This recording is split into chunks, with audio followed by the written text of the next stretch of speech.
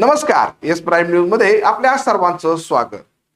प्रियकराने तिच्या मोबाईलवर कार्यक्रम ओकेचा मेसेज टाकला आणि बायकोने नवऱ्याच्या दुःखात ओक्साबोक्सी रडण्याचं ढोंग रचलं.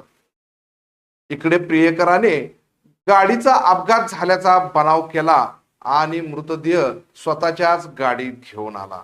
मात्र पोलिसांच्या एका नजरेनं तिचा मेसेज पाहिला आणि आरोपीला बेड्या ठोकल्या.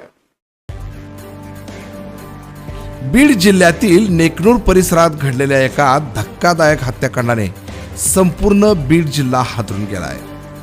पतीच्या मृत्यूनंतर दुःखाचा आव आणत अश्रू ढाळणारी पत्नी आणि दुसरीकडे कार्यक्रम ओके झाल्याचा गुप्त मेसेज देणारा प्रियकर.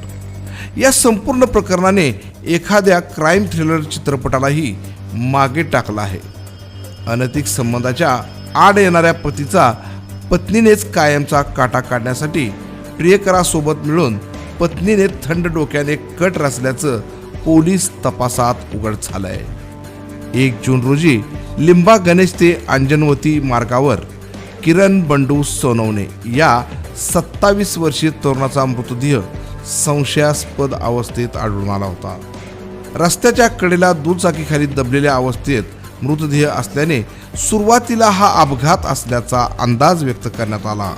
मात्र नेकनूर पोलिसांना घटनास्थळावरील परिस्थिती संशयास्पद वाटल्याने त्यांनी तपासाची दिशा बदलली. शवविच्छेदन अहवालामध्ये किरणच्या गळ्यावर खुणा आढळून आल्या.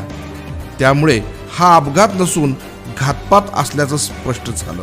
त्यानंतर पोलिसांनी तांत्रिक तपास करत कॉल डिटेल्स आणि संशयिताच्या हालचालीवर बारकाईने अभ्यास करत तपासाची सूत्रे ही पुढे नेली. या तपासातून मृत किरणची पत्नी प्रियंका सोनवणे, तिचा प्रियकर दशरथ परदेशी आणि तिचा साथीदार धीरज येडे अशी आरोपींची नावे समोर आली.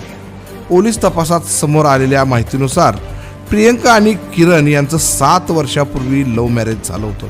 मात्र लग्नानंतर किरणला दारूचं व्यसन लागलं आणि त्यातूनच या दोघांमध्ये घरगुती वाद वाढले.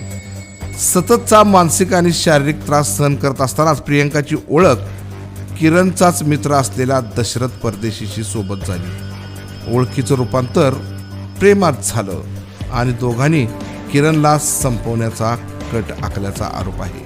1.5 महिन्यापूर्वीच या हत्येचा प्लॅन तयार करण्यात आला होता. 31 मे रोजी दशरथने आपला मित्र धीरज येडे यालाही या कटात सामील करून घेतलं. त्यानंतर किरणला दारूच्या बहाण्याने निर्जनस्थळी नेण्यात आलं आणि रुमालने त्याचा गळा आवळून त्याची हत्या करण्यात आली.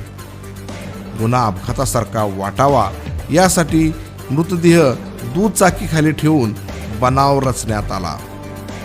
या संपूर्ण प्रकरणात आरोपींनी पोलिसांची दिशाभूल करण्याचा देखील प्रयत्न केला. धीरजने स्वतःच्या वाहनातून किरणचा मृतदेह रुग्णालयात नेल्याचं नाटक केलं, तर प्रियंका घरात बसून ओक्साबोक्शी रडत होती.